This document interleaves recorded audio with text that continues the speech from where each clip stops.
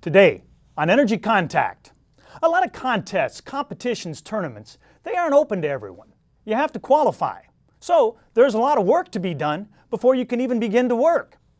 The road to health and happiness and growth and self-improvement is like that too. So I've got some good news for you. You're pre-qualified to discover the meaning of life, because that's what's coming up right now on Energy Contact.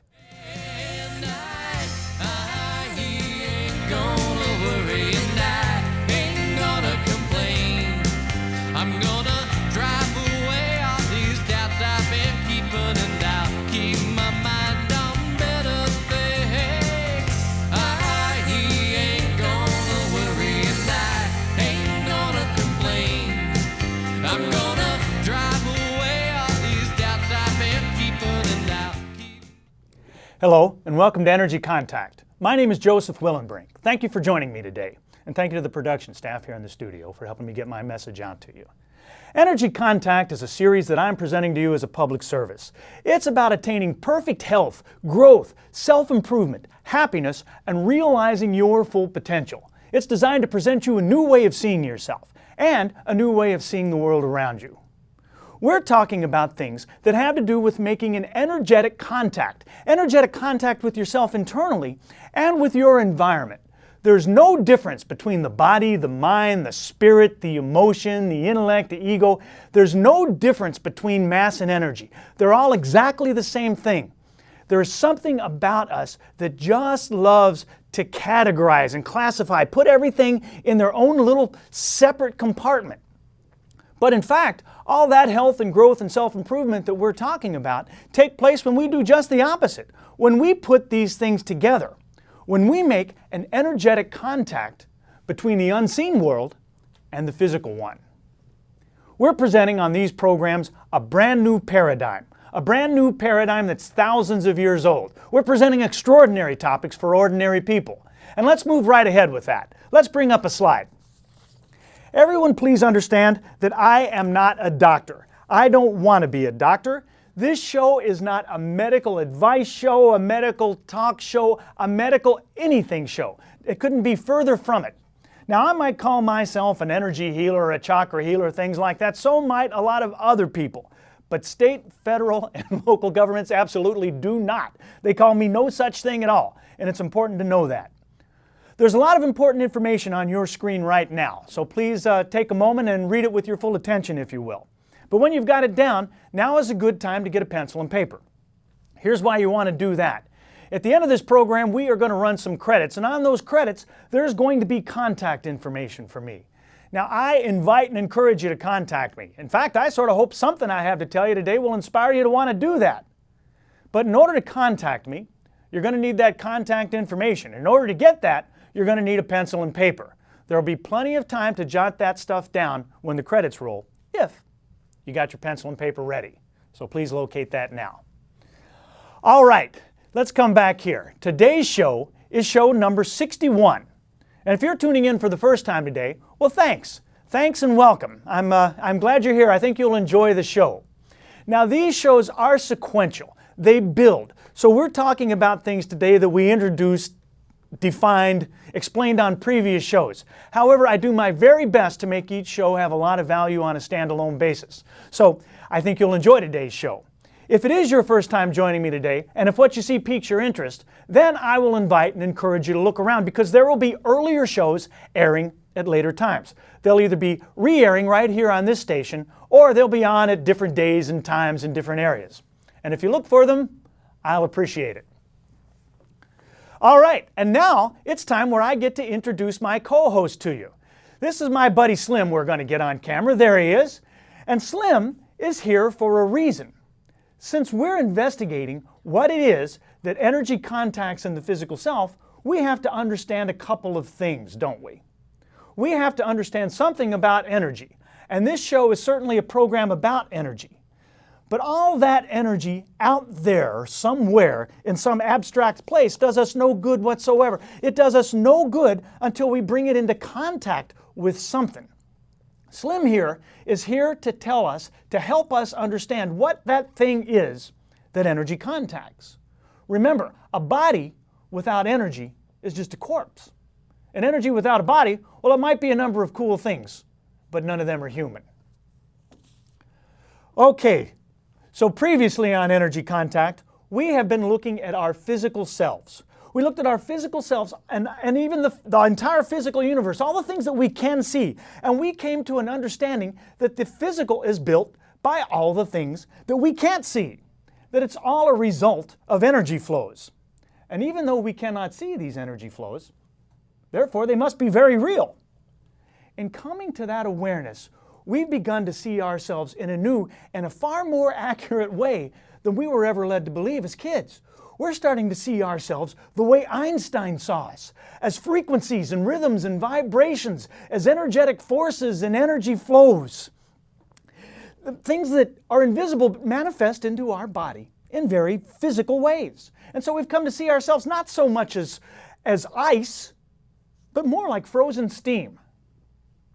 We have seen, in fact, that it's very difficult, if not absolutely impossible, to be a spiritual person or to be a healthy person until or unless we can promote the flow of that invisible energy through our physical structure. Energy needs to flow, and it flows through energy vessels the same way that blood flows through blood vessels. Veins and arteries and such are the way that so many things have to flow through us. All the things that flow along paths. And so we've looked a lot at the paths across which energy travels. That's what we've been looking at the past few shows. We've seen acupuncture meridians and reflexology lines and all sorts of things, all invisible, all real, all very, very important, crucial to life. Energy starting at one place and going someplace else. Now, if we flow, we have seen, things go great and we have peace. But when we inhibit flow, we find pain and chaos. And conversely, when we find pain and chaos, we inhibit energy flow. So there's a vicious cycle there that we so often get ourselves caught in. And that's painful. But we've also seen that pain is different than discomfort.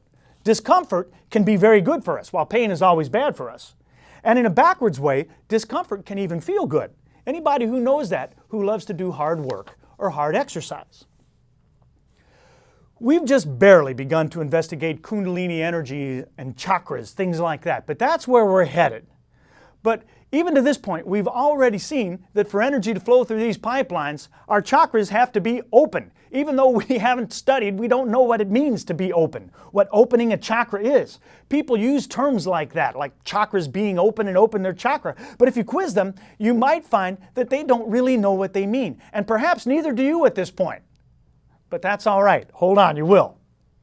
What we know for now is that chakras don't even begin to open. They don't think about opening until we understand peace. We have to understand it viscerally from our own experience, from our experience of being at peace. Peace, as we've seen, is always pleasurable. Okay, what else have we looked at? Well, we have seen that invisible body intellect. That stuff we have always learned about thought, memory, reason, recall, intellect, intelligence, all these things that we have always thought were locked up here in the brain somewhere. And we've seen they are in fact in every cell of our body. They permeate every cell of our body. That body intellect is our subconscious mind. And so physically we're built. This stuff is manufactured by our own mind, by the body intellect. And that brings us to today. And today we have a lofty goal. Today we are going to explain the meaning of life. We're on our way to a more in-depth understanding of chakras and Kundalini energy, things like that. But we won't actually get to chakras today. We're just setting the stage. First, we need to understand a little bit more about the mind and what pleasure and pain, health and sickness, peace and chaos have to do with it all. That's what our show is about today then. Seeing how mind, pain and pleasure, sickness and health, yoga, and the meaning of life all fit together.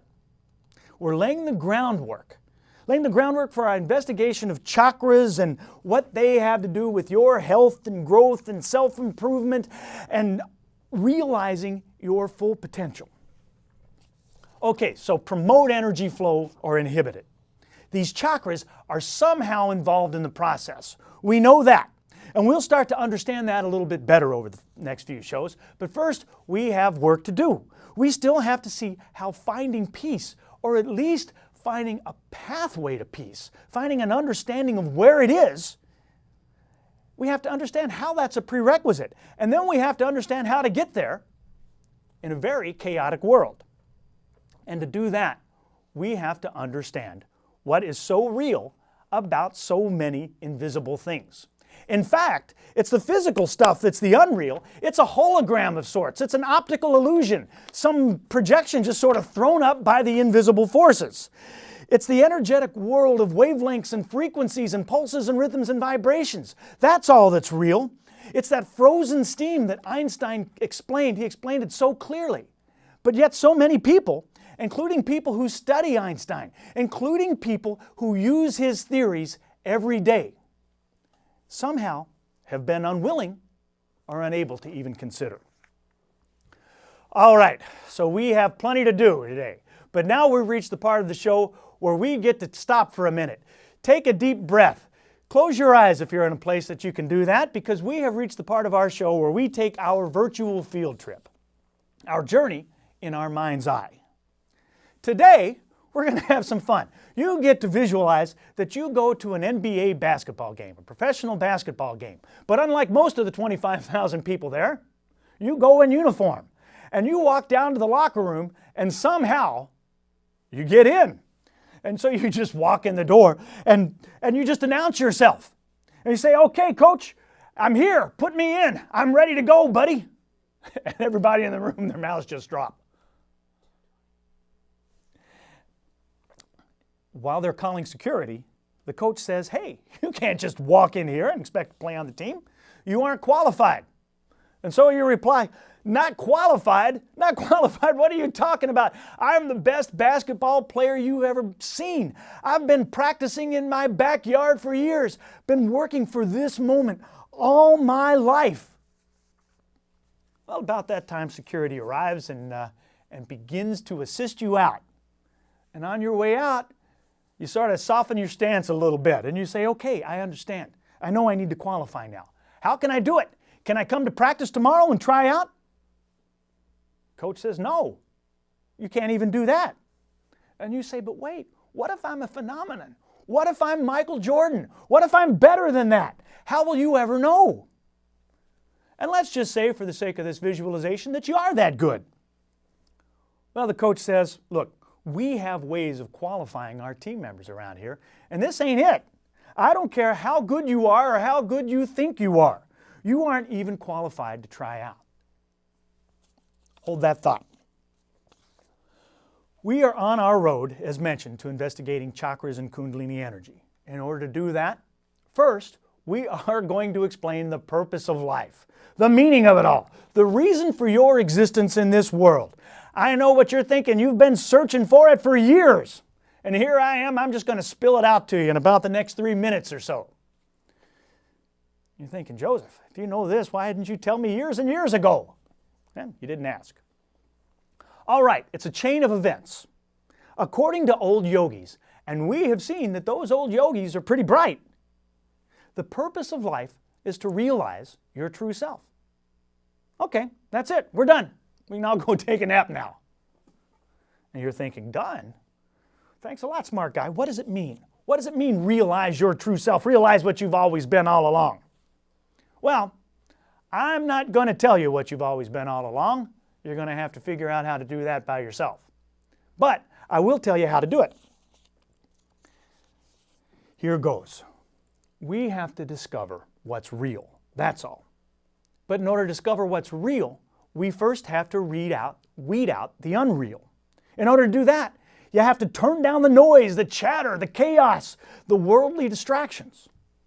In order to turn down the noise, you have to empty the mind completely, 100%. Calm and tame that wild stallion that is your overly hyperactive mind. But wait, here's our first snag. The mind doesn't like to empty. It doesn't empty completely very easily. It seems to like the chatter. So we aren't really going to get to zero thoughts very easily. Well, the next best thing to zero thoughts is one thought. And maybe we can get there. Even that's going to take some work. And now you know why yogis meditate and what the mantra is for. It's to help you reduce the mind to only one thought. Now, the mind tends to take the shape and the form of whatever it is that it's focused upon. So if you're going to reduce your mind to one thought, you may as well make it a good one. All right? You still with me? Okay, we want to focus the mind. Be still. Be very quiet. Meditate.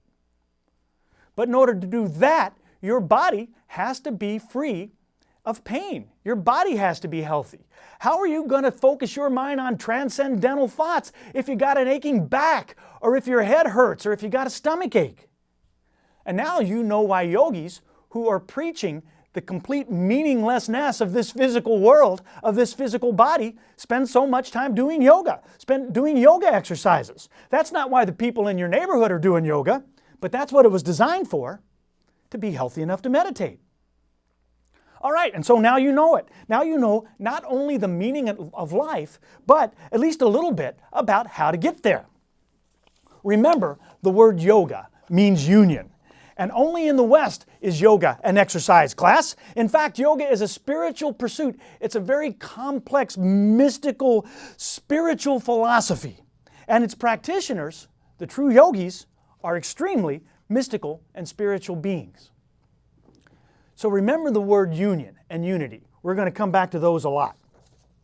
Yogis are not interested in trendy exercise classes.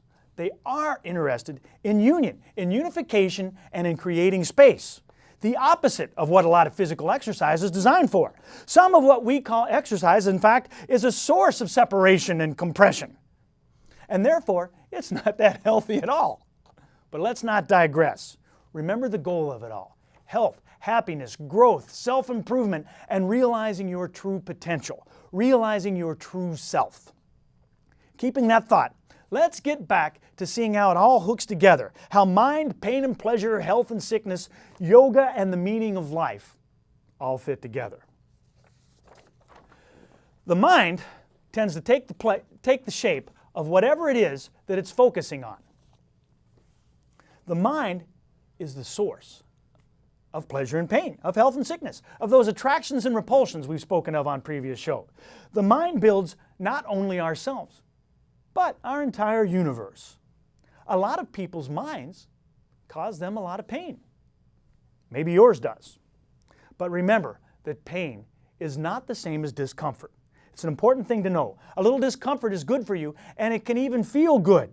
You exercise in order to push yourself to the point of discomfort. If you belong to a gym, you pay money to get your discomfort. It has good purposes. But we're talking now about the mind, about the extremely powerful mind. Power to make healthy, power to make sick, power to kill, power to give life. And yet, not many people seem to even know what it is. How would you define your mind?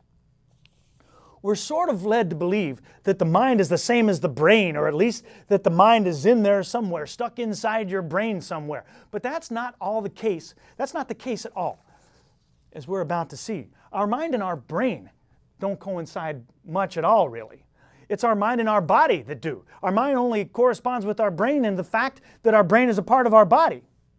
Not only that, but our body and every cell in it is our mind. That's what the mind is. And so what the body intellect is, that body intellect that we talk about so much, it is the subconscious mind. We begin every program talking about it. That body intellect is ubiquitous. It permeates every cell of us. We've seen that our cells, all of the trillions and trillions of them, each have their own intelligence, their own separate intelligent entities. Every one of them working together, coordinated, networked, all on the team. And so the reason that we look the way we look and act the way we act and think the way we think and feel the way we feel, well, it's all a function of the experiences that are floating around, just swimming around inside the goo that is inside of every cell of our body. Experiences are invisible too.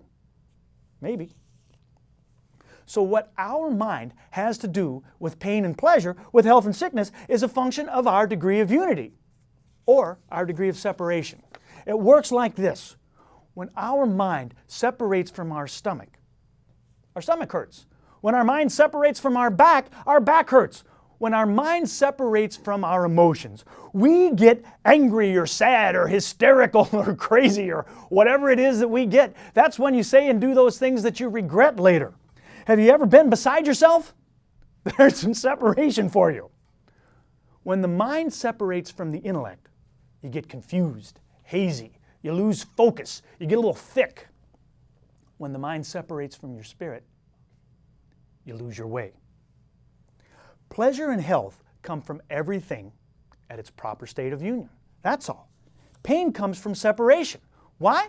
Because we're made for union. When our thoughts create chaos in an area, in any area, it imprints into the body intellect and it misshapes us. So, we've seen that comfort is good. Discomfort is good. You know what's never good? Or almost never anyway? Being numb. And so when you medicate yourself to stop feeling pain, you think you're feeling good, but you're not good. You are numbed into a false pathological state of comfort. You're entrenching yourself even further into the unreal.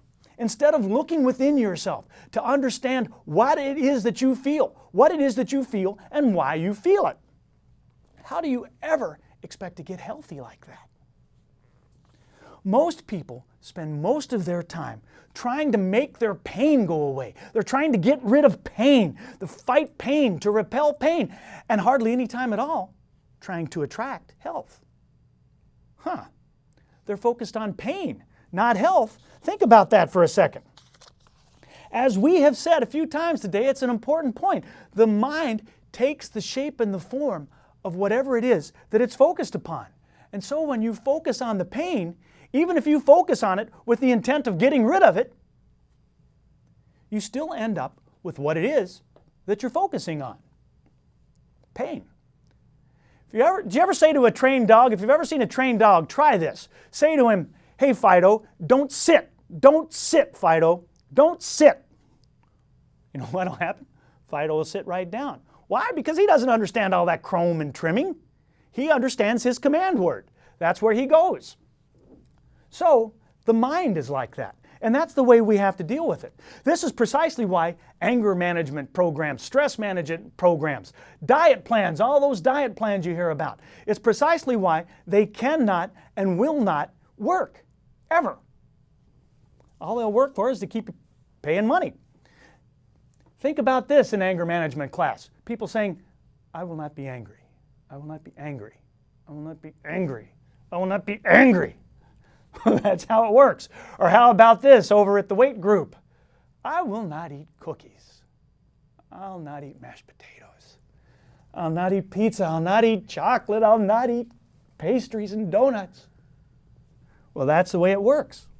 And this also explains why people who define themselves by what they are against, the anti-these people and the people against that, why they are such disagreeable people to be around.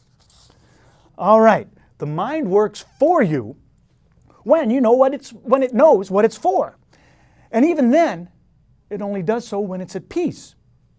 That's why we say peace of mind. The mind doesn't function well with what it's against. Peace is the mantra of the body intellect. Peace, both the word and the state of being. But how can you be peaceful when you are locked in a chaotic universe? Or at least so it seems, and you got the to-do lists and people in cars cutting you off and the boss yelling at you and cutbacks and layoffs, all sorts of things going on and bills to pay? Even if you know it's unreal, which is an accomplishment in itself. Most people don't. But even if you do, it feels so real. It traps you. And even then, you get stuck.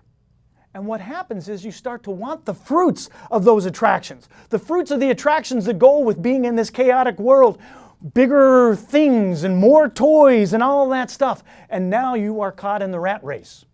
And even if you win it, you're still a rat. And so, you are stuck in this vicious cycle now. A chain of events We're feeling healthy. You know what feeling healthy is now? It's that temporary state of being between the last sickness and the next one. That's not a fun life, is it? Let's break that chain. To do that, we have to find the mind. How do we find it? How do we find peace?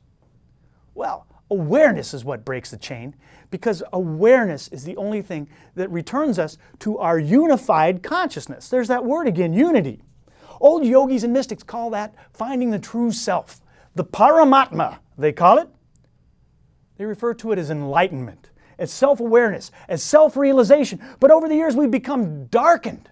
We've become unaware and unrealized. But we can get in touch with it, with the real. In fact, we have to get in touch with it, don't we? We have to find a pathway to it. We have to meditate and contemplate. Turn down all the chatter. Plug our ears to that siren song. Stop looking for outside solutions and begin the inward journey.